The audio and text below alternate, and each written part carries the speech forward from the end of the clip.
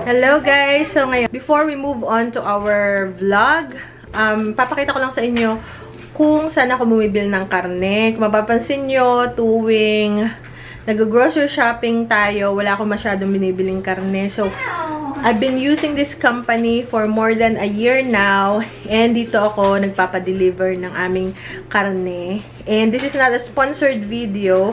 Pero gusto ko lang i-share sa inyo yung experience. So, just in case interesado kayo or meron sa inyo na naghahanap ng grass-fed organic meat. Na ano to? Grassroots Co-op. So, sila mismo nagre-raise ng kanilang mga alagang baka or manok 100% organic and grass-fed. Ayan, guys. So, real meat raised right. So, ito. Alright. So, ito, guys. Okay. So, una muna is meron sila nito. Nakalagay yung aking order. Kung ano yung mga in-order ko. Ayan, guys. Yan yung in-order natin. And then, actually to green cell foam. Actually to, nadidissolve siya sa water. Pwede niyo siyang i-recycle or ilagay niyo lang sa inyong raised bed or sa garden. Tabunan niyo ng lupa and nagigis siyang napapasama siya sa soil. And natural to. Hindi to yung foam na hindi siya natural. So, biodegradable. Ayan. Okay, so ganyan siya, nakabalot. And then actually to may dry ice. Ang oras na ngayon is 8:30. Nung dumating to is kaninang umaga.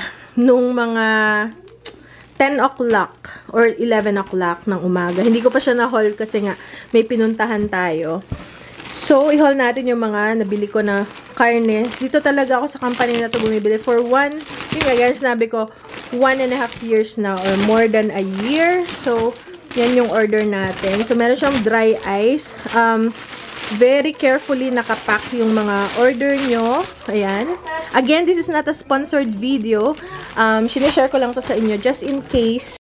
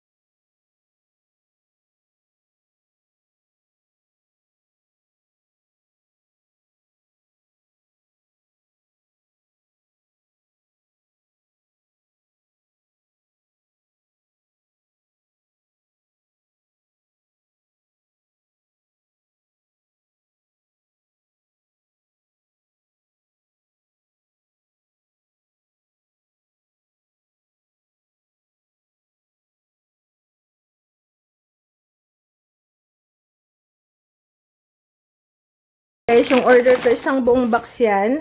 Fast shipping siya. Within 2 to 3 days, simula in order ko, dumating na yung ating meat. So, kung nagmamadali kayo, biglang na-late yung order nyo, pero don't you worry kasi within few days darating na. Ganon kabilis, guys. Alright, so, ilagay ko na siya dito sa ating freezer. So, dyan na lang muna. Tatagal na to sa amin. Kaya, ano. And also, we are supporting local farmers. Alright. Grabe, puno na yung ating freezer. So, yan guys. And then, i-recycle natin tong, eto nga, papakita ko sa inyo kung paano ko to i-recycle. So, I love this company. Ayoko sana i-share kasi I have to. Kasi nga, baka meron sa inyo na interested. So, why not naman? And, so, yan. And, pwede yung kahon is recyclable din siya. So, very sustainable. Ano? So, yan. And, support local farmers. Okay. So, kung natatandaan nyo guys, ito yung ating packaging. Ito siya. Ano to? Green cell foam. So, recyclable siya. Tapos, lagyan natin sa garden. So, meron na ako dito. Kuya, turn the water on.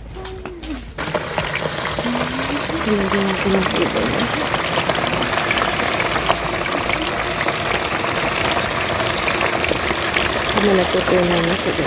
Tapos, pwede na natin siyang ilagay sa garden. Kasi ano to eh. Okay, kuya. Yan, oh. Let's experiment. This is compostable. It's recyclable. We'll put it in the water, in the garden. Okay. Sige pa. Benjamin didn't see it. Yeah, it's cellulose. Para bang siyang ano. Gel. Ayan. Jackie. Yeah. That's compostable. Oh, okay. Don't scatter it. Don't scatter it.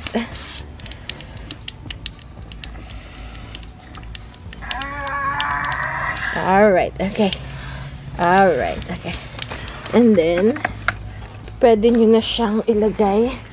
So, from ganyan, recycle natin. Dito. Pwede nyo siya ilagay sa garden.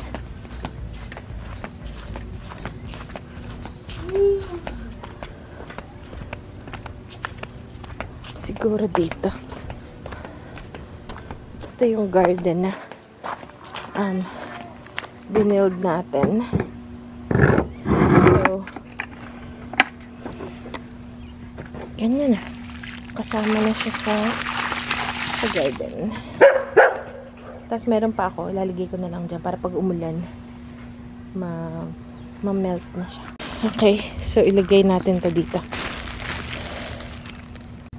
Okay guys, hintayin lang natin umulan and then okay na yan, mapapasama na yun sa ating composting, sa ating compost pile, sa ating compost.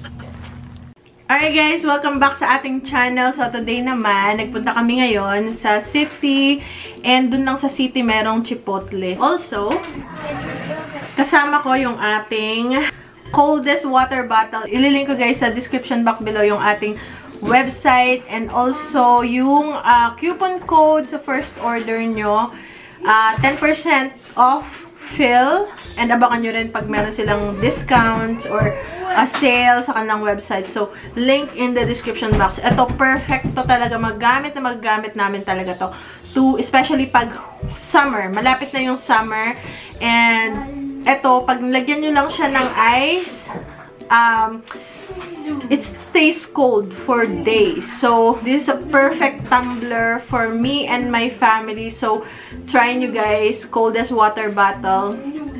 Link in the description box and also yung coupon code natin if you wanna purchase one. So, meron din sila for kids, different colors. Hindi palaging ganito lang malaki. Ito, 64-ounce growler yung tawag nila. Parang almost kasing ano siya ng pitchel. Ganon. And then, meron din siyang maliit para sa mga bata. It's for the whole family. Pipili kayo kung anong gusto nyo na kulay. And also, pwede rin siyang i-customize. Gaya nito, kinostomize nila yung aking YouTube channel, Phil I'm Living Simple in America. You can do that too with your parang personalized. Parang yung personal name nyo, kung ano mang gusto nyong name na ilagay, pwede naman. So, okay, magpipray lang ako and we'll start. Papakita ko sa inyo yung ating in-order. At nga pala, nakakain na silang lahat. So, ba't ako nahuli? Ba't di kami sabay-sabay? Dahil marami pa akong inasikaso, guys. So, kumakain naman kami sabay-sabay. Kaya lang nga, pag ganito na mukbang ko, kailangan kong pakita sa inyo. Kasi may mga nagre-request guys na mukbang. Maraming naiinis, pero marami naman yung nagugustuhan din ng ating mukbang. So, yung mga may gusto, pwede manood naman. Kung hindi, pwede skip nyo lang. Alright guys, so let's start. So, nga pala, meron din akong cilantro. Buti naalala ko kasi naninilaw na. Ayan. So, ang cilantro, it's either you hate it or you love it. So, ako, love it ako sa cilantro. Sabi nila, lasang sabon daw. So, sa iba naman, sa akin naman, okay lang. Masarap siya. Mix. Hindi ko kaya yung puro, pero mix sa pagkain. Okay na okay ako, guys, sa cilantro. Super love ko ang cilantro. Okay, so, buksan na natin. So, itong akin is burrito bowl. Yung kay daddy kanina is wrap. Ang akin burrito bowl. Ayun, guys. So, ang aking combination ay brown rice, chicken, tomato salsa, corn salsa, sour cream, at saka Mexican cheese. So, normally meron silang fajita vegetables, pero ngayon unavailable. Hindi siya available. And meron ding lettuce before, hindi rin siya available. So, wala tayong masyadong gulay. So, yan. So, meron din silang chili sauce, gusto nyo maanghang. So, pinalagay ko lang sa side.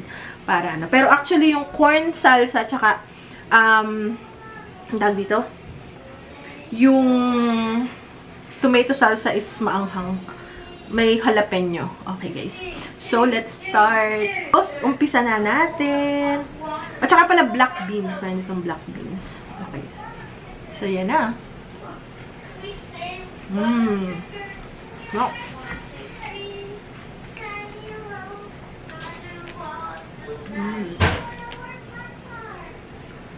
Uy, ang hanghang agad. Grabe guys, ang hanghang. Kasi nung ano,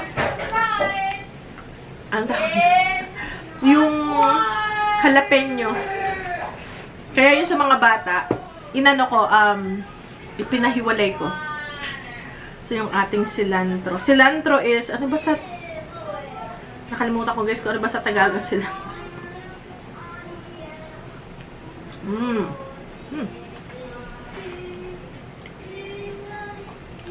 Yung kumakanta yung mga bata, nagsa-shower sila.